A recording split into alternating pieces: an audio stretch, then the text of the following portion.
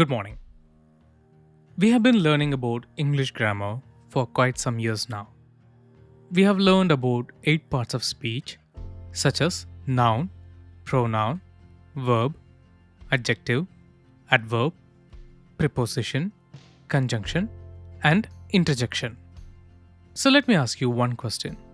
What is grammar? Is it how words are formed, or is it how sentences constructed? Grammar is the rules in a language for changing the form of words and joining them into sentences. The English grammar has a syntax, that is, a grammatical structure of sentences, and morphology, which means the study of the forms of words. So, to put it in plain terms, grammar is a system of language. In the previous grammar classes, we learned about different kinds of nouns, such as proper nouns, common nouns, collective nouns, abstract nouns, and material nouns. Then we learned about what is subject and predicate. Then we learned about subject verb agreement, transitive and intransitive verbs, punctuation, simple tense, and continuous tense.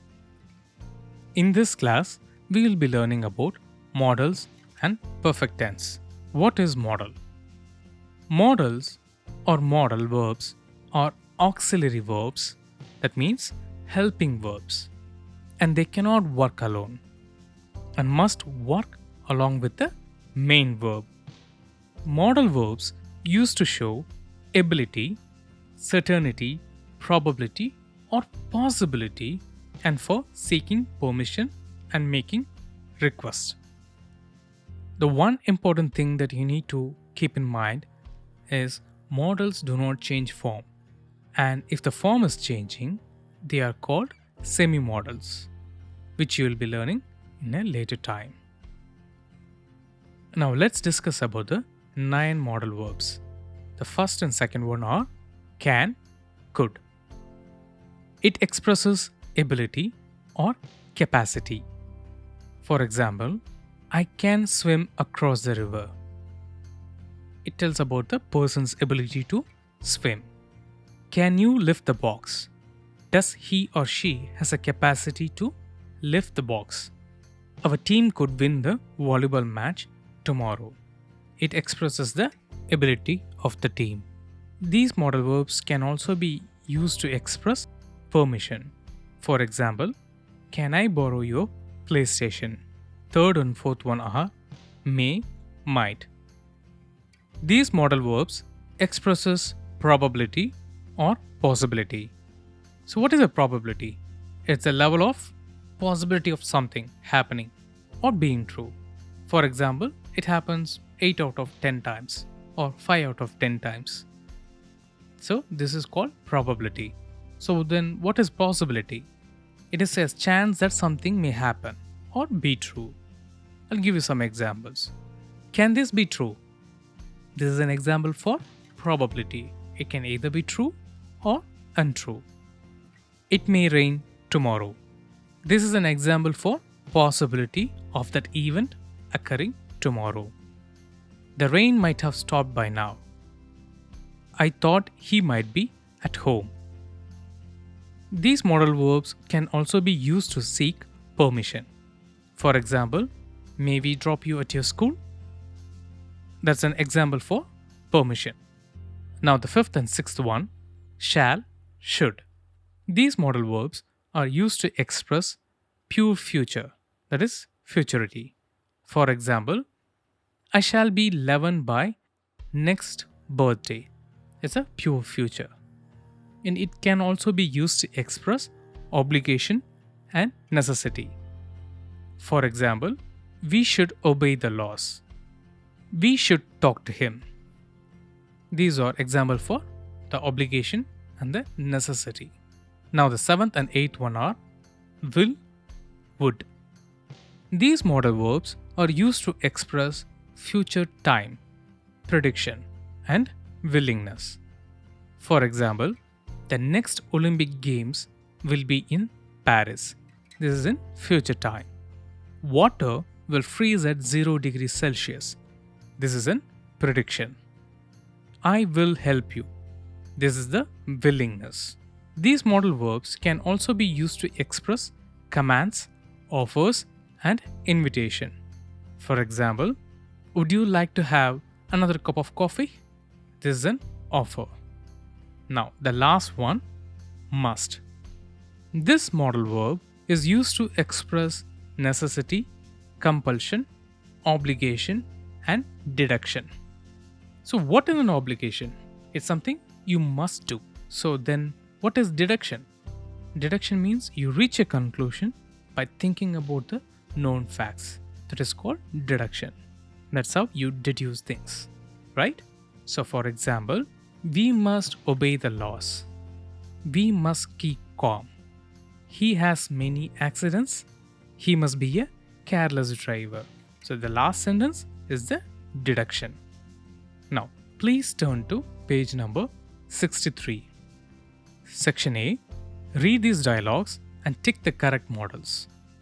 I will do the first 5 sentences and rest of the sentence you must do by your own. Must. That's a modal verb. Once done, submit them along with your assignments. I am going to Ahmedabad next month. Oh, you will visit the ISRO museum there. Here, should means obligation or the necessity, and will is in prediction, willingness, or the future time. So, for this sentence, we should use should. Oh, you should visit the ISRO museum there. Great idea. I must learn a lot about space and astronauts that way. So, for this sentence, the correct option is will. It tells about the willingness. Yes, and one day I could go to the Kennedy Space Center in Florida. Here, she is talking about the futurity. So, we should use the word shall. Oh, shall love to go to Florida too. Here, Rachit is talking about his desire to go to Florida. So, you should use the modal verb would. So, likewise, finish the rest of the sentences. Now, moving on to the next topic, perfect tenses. So, there are 3 types of perfect tenses: present perfect tense, past perfect tense, and future perfect tense. In this class, we'll be learning about the present perfect tense and past perfect tense. I'll just give a rough idea about the future perfect tense, but we'll be learning in detail about present perfect and past perfect. Now, what is present perfect tense? It is used to talk about an action that was completed recently. So, we must use has or have along with the past participle form of the base verb. For example, I have told him. He has broken his leg. These are examples for present perfect tense. Now, the past perfect tense. The past perfect tense are used to indicate that an action was completed at some point in the past, before another action began. We must use had plus past participle form of the base verb. For example, I had cleaned it off the desk. When we went outside, it had just begun to rain. Then, what is future perfect tense? The future perfect tense is used to indicate that the action will be completed before some other point in the future. So, for this, you should use will have plus the past participle form of the base verb. For example, you will have arrived. Now, section B, fill in the blanks with the present perfect or past perfect form of the verbs. I will do the first 3 questions, rest of them you have to do it. Rajiv dash worked as an engineer before he took up farming. So, what form is this in? It is in past perfect tense. So, you have to write Rajiv had worked as an engineer before he took up farming. Second one, I dash walked to school many times. So, This sentence can be written as I have walked to school many times. Here, the action has been completed. The boys dash finished cleaning their room. The boys have finished cleaning their room. So, likewise, do the rest of the sentences and submit them along with your assignments. Next is the listening section. You need to listen to a passage and complete the following sentences. There is a passage given in your ebook. Play that audio and answer these questions based on what you hear. The next section is the writing exercise. Imagine you have a spacecraft using which you will venture into outer space for a few days. Think of all the things you will need to survive through your journey. Write a paragraph on your adventure.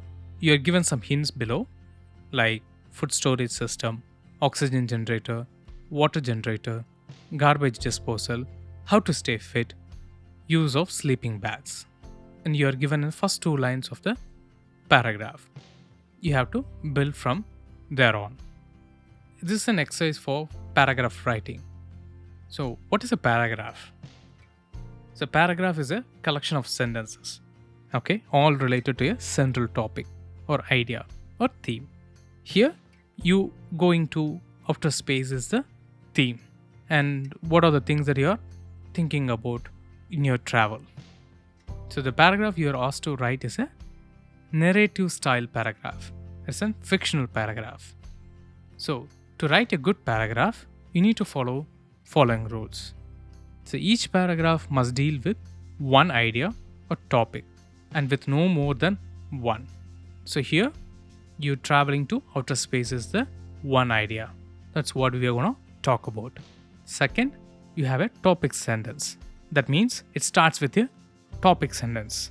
It introduces the concept and communicate what the paragraph is about. That's what you've been given in the first line. Now, the third one is order. It's a logical sequence of thoughts or developments of the subject. So, you need to construct your sentences in a logical way. Now, the fourth one is variety. You need to have variety in your paragraph. You need to avoid monotony. And the last point is summary. Summary means summing up or evaluating your main point. The last one, word bank. Find the acronyms of the following words. So you've listed some 4 words. You need to find the acronyms of these words. So what is an acronym? Acronym is a form of abbreviation, and an acronym is pronounced as a single word, okay, rather than as a series of letters.